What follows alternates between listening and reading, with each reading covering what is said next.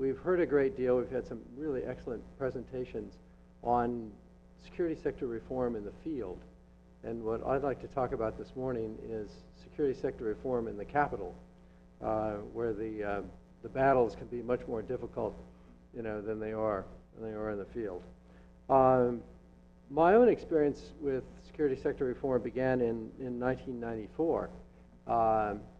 At that point, the United States, in cooperation with Canada and France, was in Haiti, where we created the first police academy in Haiti's history and trained the first civilian police force in Haiti's history.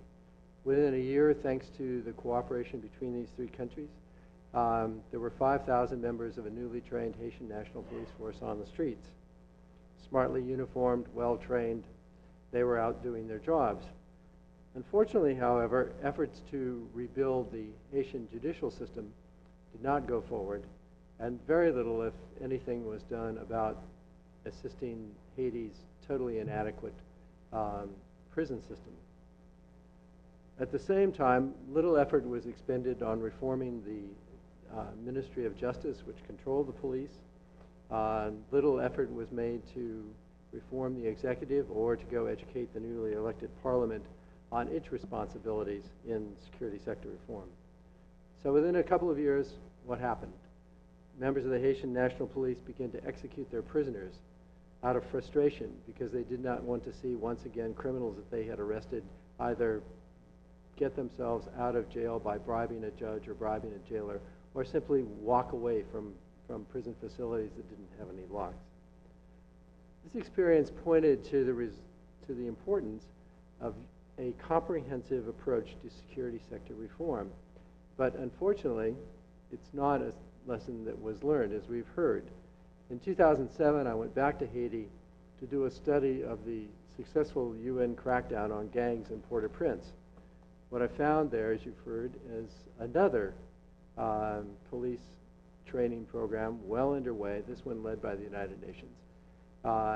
But the plans to reform the judicial system were still only in the planning stage. We got an excellent briefing from a UN official on what was out there for the future.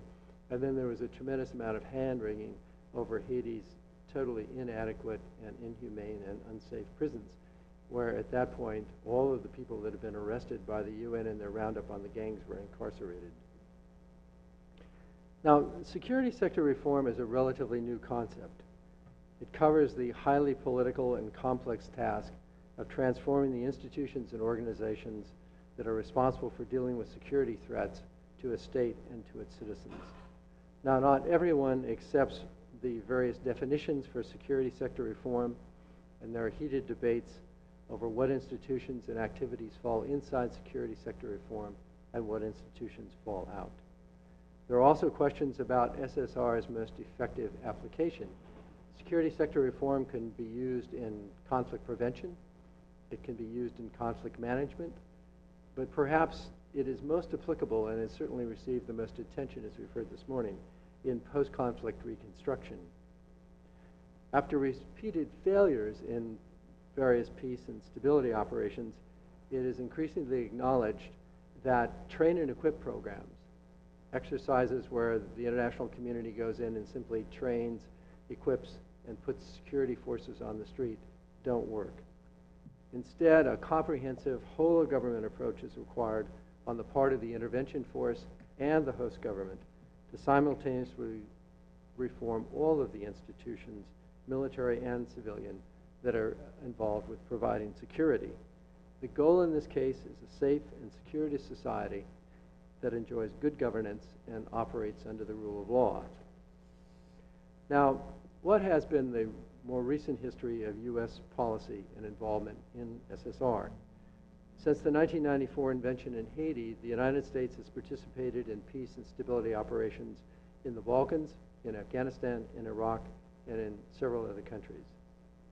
The U.S. has carried out SSR-related activities, in fact, sometimes at a very hypo tempo, training police and military personnel, advising host governments, providing equipment and financing, etc. However, this has not been done in a comprehensive or coordinated manner. Government departments have acted independently, or with minimal coordination. And in Iraq and Afghanistan, where we've heard about SSR under fire, implementing programs in these kind of conflicted environments have resulted in anomalies. We have in Iraq and Afghanistan a situation where the United States military and the Defense Department is responsible for training the local police. And the people that are actually out there doing it on the U.S. side are soldiers and commercial and hires of a commercial firm who are under contract to the Department of State. So it's probably not altogether surprising that the police side of the assistance program in Afghanistan and Iraq does not work particularly well. In 2004, the United States endorsed the OACE DAC guidelines on SSR along with other member states. But since then, there has been no formal government structures in place to promote SSR until the final months of the Bush administration. In November 2008, an informal SSR discussion group that had been meeting from time to time within the U.S. government was transformed into a committee which was part of the formal interagency government structure. Now, this committee was a committee of a sub-policy coordinating committee which dealt with civil-military relations, and then that sub-policy coordinating committee reported to a policy coordinating committee that dealt with development. And so the SSR committee was down at the bottom, and if that sounds like to you like the basement of the interagency U.S. governmental structure, you're right. I mean, it's possible to get any lower.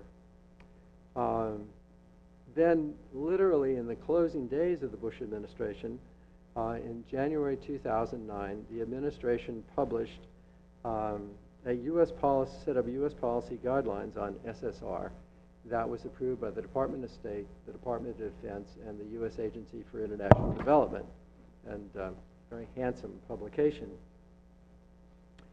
The document includes a policy statement, a definition of terms, a statement of roles and responsibilities of various government departments, basic principles and steps in program implementation, and it does all this in 8 pages with a lot of white spaces in the text. The document, fortunately, I think, is fully consistent with the OACE DAC guidelines. And the guiding principles that this document lays out are a pretty familiar list. Support host country ownership, incorporate principles of good governance and respect for human rights, balance operational support with institutional reform, link security and justice, foster transparency, and for goodness sake, do no harm. The directive for program implementation is also familiar. SSR programs should involve the following steps: an assessment, strategic planning, implementation, and monitoring and evaluation. So, after all of this, where are we now as we are at the outset of a new administration with a new set of people coming in to take office? So, for the United States, I think the good news is that the SSR policy guidelines document was in fact published, and that was a struggle. The SSR Interagency Committee that was established under the Bush administration continues to meet regularly with a full complement of government representatives present. Currently, this committee is working on a couple of projects. It is looking at designing an SSR assessment tool, and it is looking at developing guidelines for implementing SSR policy by the various government agencies represented.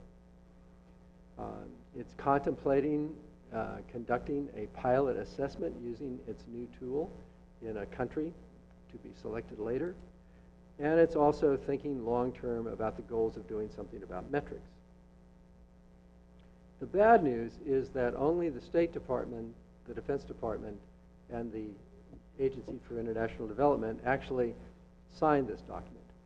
And then they were only able to get clearance up to the level of Assistant Secretary. The other agencies that they had hoped to sign on, the Department of Justice, the Department of Homeland Security, the Energy Department, and the Treasury Department, for a variety of different reasons, failed to join and failed to endorse this document. The Obama administration has not yet formally reviewed the document, nor has the Obama administration announced a position on SSR, nor has it even laid out its organization of its interagency structure.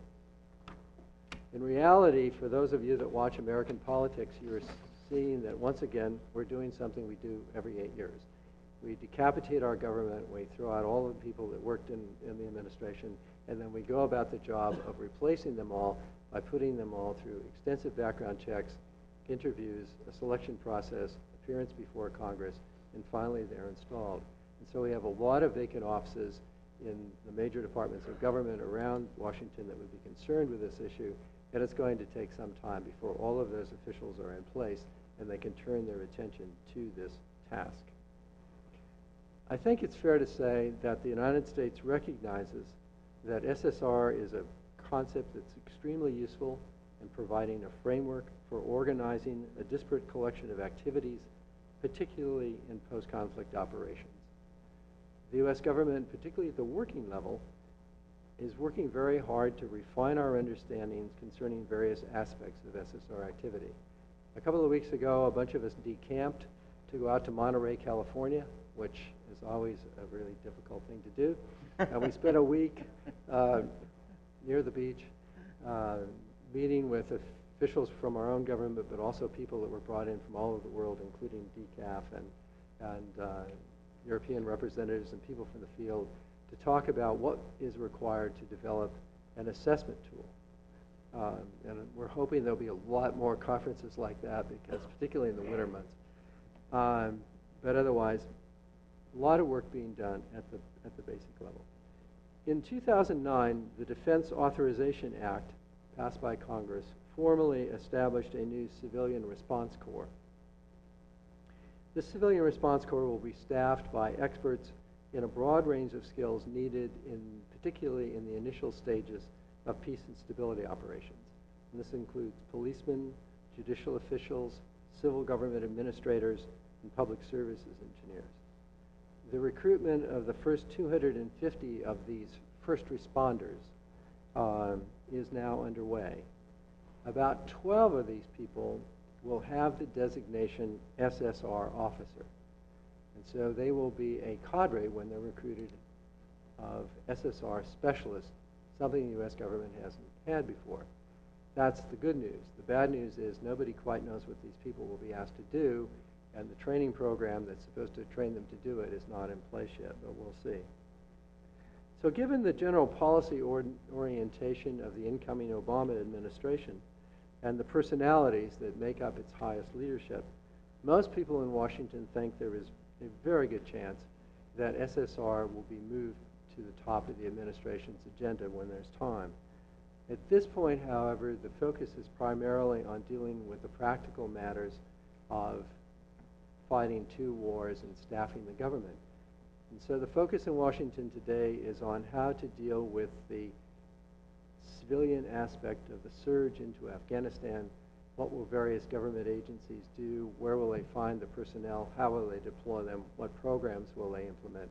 But this is not, unfortunately, being done on a comprehensive whole-of-government matter. It's being done in the good old-fashioned way, institution by institution. My own organization, the United States Institute of Peace, got into the business of SSR about a year ago. I'm the director of the SSR program there.